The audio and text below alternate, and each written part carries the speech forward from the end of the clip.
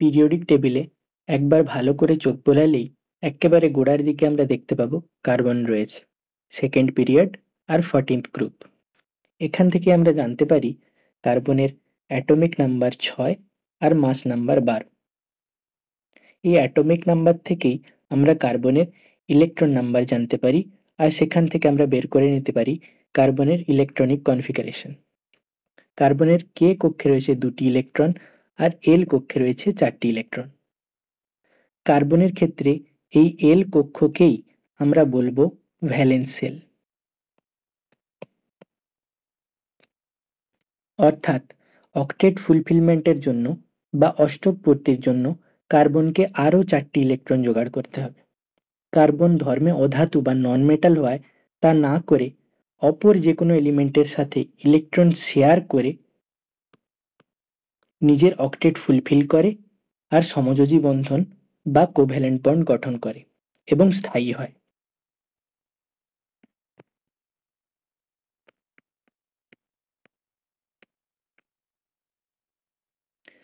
এক্ষেত্রে জেনে রাখা ভালো, একটি সমযোজী বন্ধনে সর্বোচ্চ 2টি ইলেকট্রনের যোগদান থাকে। কার্বনের এইরূপ 4টি সমযোজী বন্ধনে আবদ্ধ হতে পারার ক্ষমতা আছে। সুতরাং আমরা বলতে পারি কার্বনের ভ্যালেন্সি বা যোজ্যতা হলো 4।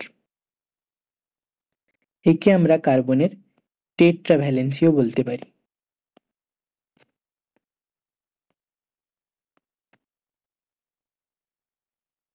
কার্বনের আকার তুলনামূলকভাবে ছোট আর টেট্রাভ্যালেন্সি হওয়ার কারণে প্রতিটি কার্বন অপর 4টি কার্বনের সাথে, আবার সেগুলি অপর 4টি কার্বনের সাথে এইভাবে একে অপরের সাথে বন্ধনে আবদ্ধ হয়ে বা বন্ড ফর্ম করে এইরূপ ব্রাঞ্চড বা শাখা, চেন বা শৃঙ্খল আর ক্লোজড বা বদ্ধ স্ট্রাকচার কার্বন গঠন করতে পারে।